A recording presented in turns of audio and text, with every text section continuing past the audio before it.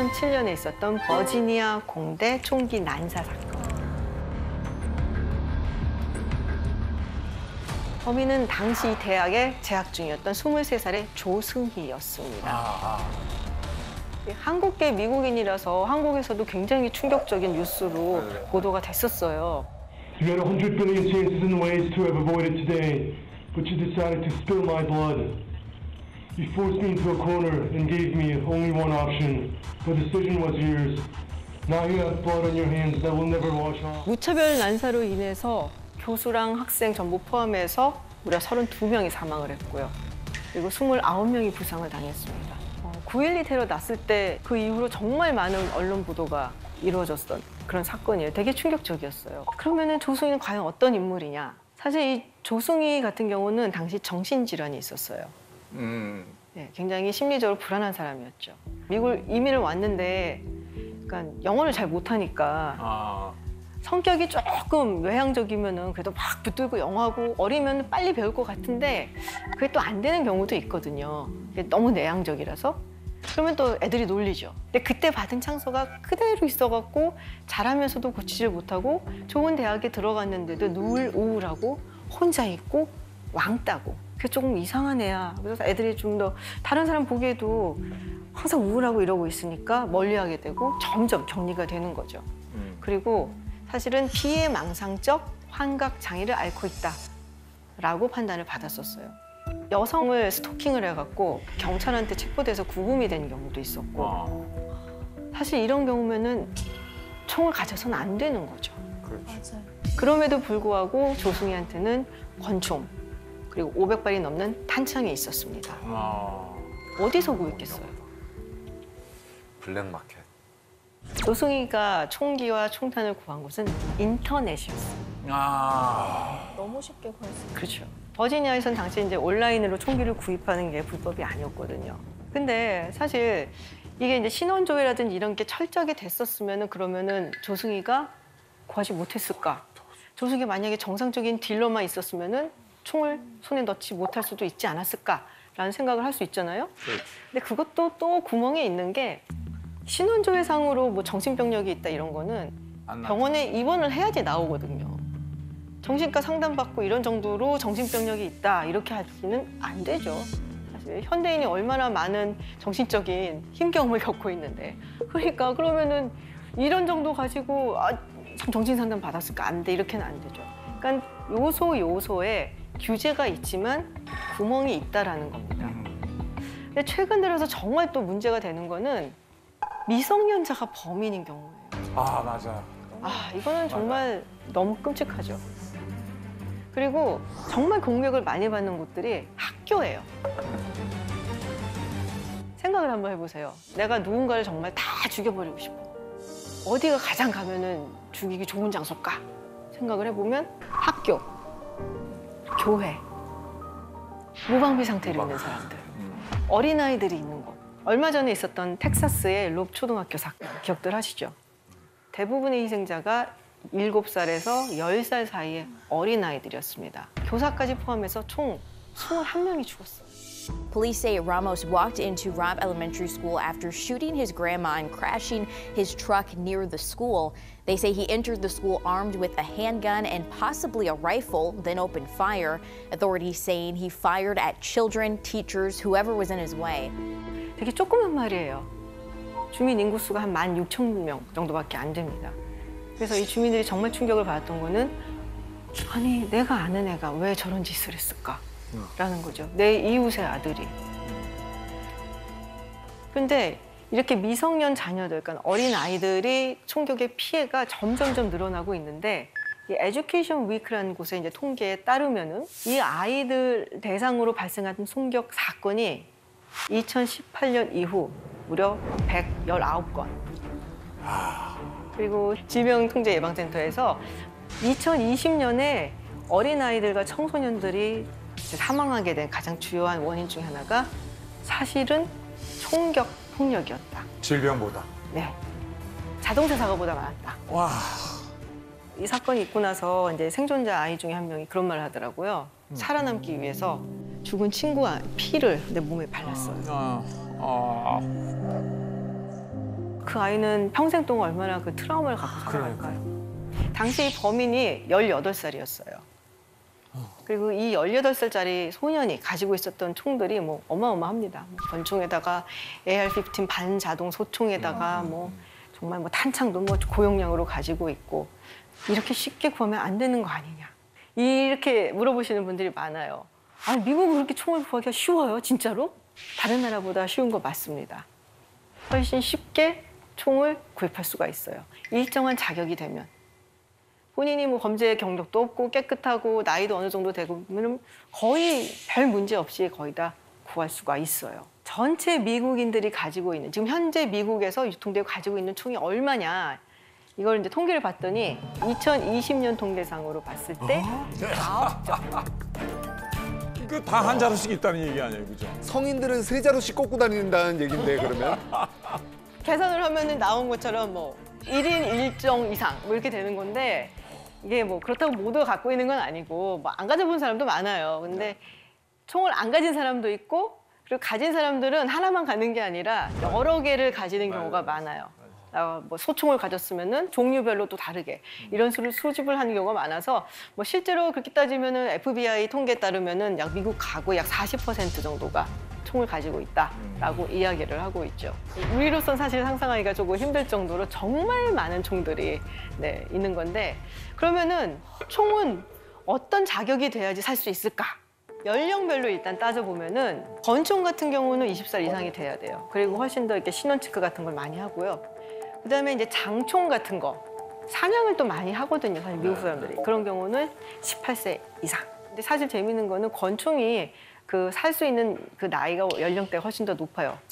왠지 우리 권총보다 이게 큰 총이 더 셀 것 같은데 근데 문제는 권총을 숨기고 다닐 수도 소지할 있고. 수가 있어서. 맞아요. 소지할 수 있기 때문에 티 안 나게. 그래서 권총이 훨씬 더 좀 더 규율이 좀 엄격한 편이고 그럼에도 불구하고 사실은 사는 게 어렵진 않습니다. 혹 그런 말 들어보셨을 거예요. 미국에서는 총을 사는 게 술을 사는 것보다 훨씬 쉽다. 들어도 보셨죠? 네. 예전에 한 미국 방송사에서 13살 소년을 데리고 이제 실험 영상을 찍은 게 있어요. A 13-year-old boy from Virginia. You see Jack try to buy beer. At the next store, Jack tries to buy cigarettes, with no luck. I'm so sorry I can't sell you the cigarettes. Can I get a couple of scratch-offs? How old are you? You got your ID? 13. You what? I'm 13. You can't get no scratch off, babe. Okay. 애기래. But then we arrive here, at the gun show. Pretty good. Within minutes, the 한번다 안 13-year-old 되는데 easily 총 fell and walked away with it. 소년이 간 곳은 건쇼예요. 정식 딜러샵에 갔으면은 못 사요, 당연히. 근데 아까도 말씀드렸지만 이 개인 간의 거래, 뭐 건 엑스포 이런 거, 그리고 온라인상으로 여기는 사각지대인 곳이 많거든요. 캘리포니아나 뉴욕같이 그런 것까지 다 규제를 하는 주들도 있지만 또 많은 주들이 거기까지는 규제를 안 하기 때문에 사실상 마음을 먹으면 살 수 있는 길은 있다라는 거죠.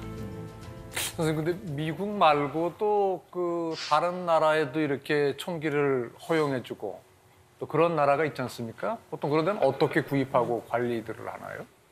대체로 그런 경우에는 총기를 사려는 사람이 어떤 일정한 자격이 있어야 돼요. 호주 같은 경우는 일단은 자격을 주는 게 되게 까다로워요. 그래서 이제 조금 숙려 기간 같은 것도 거치고 다 조사를 하고 그래서 그게 뭐 한 28일, 한 달 가까이 걸리고. 그 영국 같은 경우도 이제 마찬가지로 이런 자격증 이런 것들이 좀 있어야 되거든요. 스위스 같은 경우는 또 사냥을 이렇게 많이 하잖아요. 사냥총 가지고 그런 경우 사냥하기 전까지는 이제 총하고 총탄을 분리를 해놔야 되는 그런 법도 있고. 그런데 사실은 아까 제가 캘리포니아 같은 데 굉장히 규제가 심하다고 했지만 그래도 캘리포니아도 사실 정식 딜러샵도 많고 보셨을 거예요. K마트, 월마트 이런 데 가면 마트에서 판다고요? 마트에서 팔아요. 베레타, 레밍턴. 마트가 총이 참치 옆에 있네요. 참치. 스테이크 옆에. 와, 네, 이렇게 마트에 총 뒤에 가면 사탕이 있어. 이게 하나의 레저처럼 사냥을 하니까 레저 용품 파는 곳에 있다든지 저 자리에서 바로 그럼 탄환도 살 수 있는 거예요? 탄환도 살 수 있을 거예요. 제가 알기로는.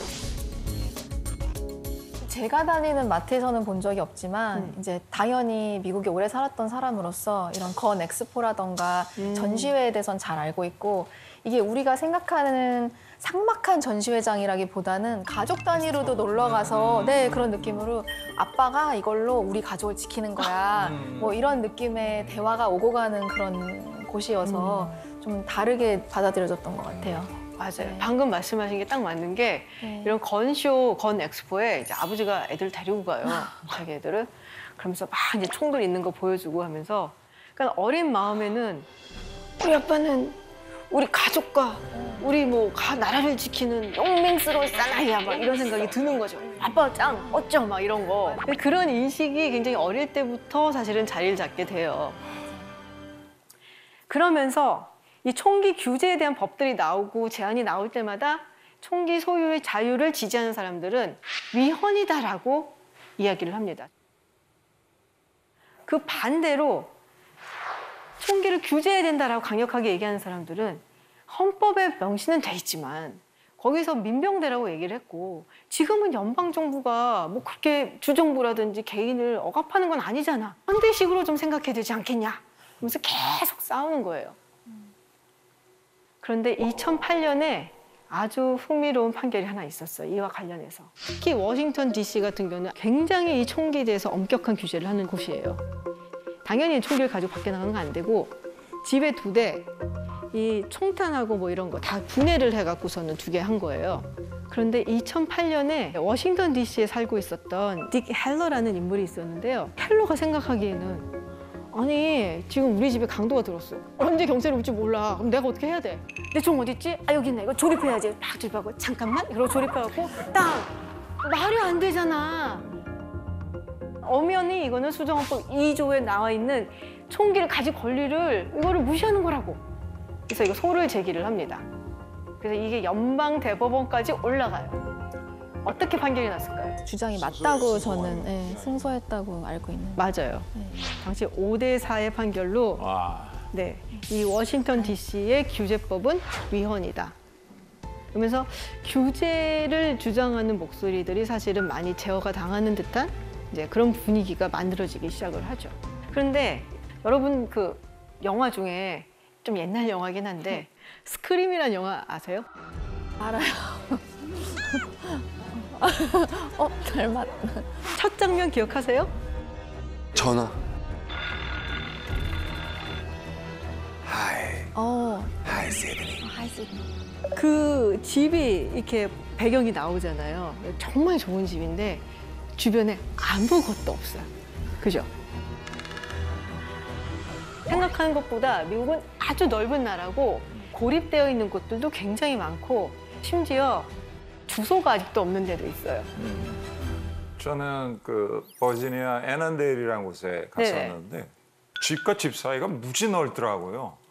그 밤 되면은 정막강산이에요. 그렇게 이렇게 고립되어 있는 데는 진짜 범죄자들이 이렇게 뭐 침범한다든지 하면은 권총이나 이런 거 없으면은 자기 방어가 불가능할 것 같다는 생각이 들더라고요, 사실은. 말씀해 주신 대로 정말 멀리 떨어져 있는 집들이 많아요. 네. 근데 그런 경우에 누가 막 침범을 했어요. 911 전화를 해요. 한참 있어야 옵니다. 몇 시간 뒤에 올지. 몇 시간 뒤에 올지. 옆집 가는데 차 몰고 가야 되는 동네인데 언제 그걸 기다려요. 맞아요. 그래서 이런 곳에 사는 사람들이 정말 호신용으로 내가 총을 가지고 있는데 총기 규제된다. 너희 총기 규제 반대하는 건 너무 나쁜 짓이야. 그러면은 화가 나겠죠. 나는 정말 필요한데.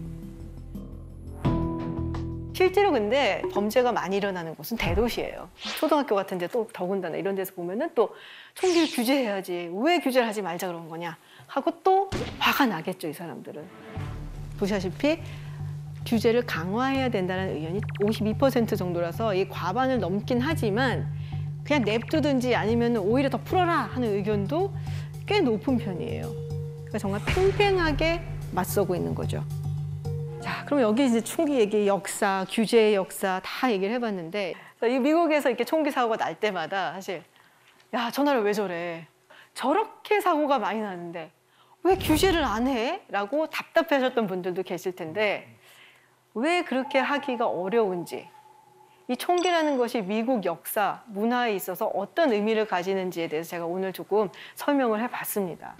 그리고 이거에 대해서 어떻게 해야 되는가라는 뭐 여론이라든지 시각 같은 것도 계속 변하고 있거든요.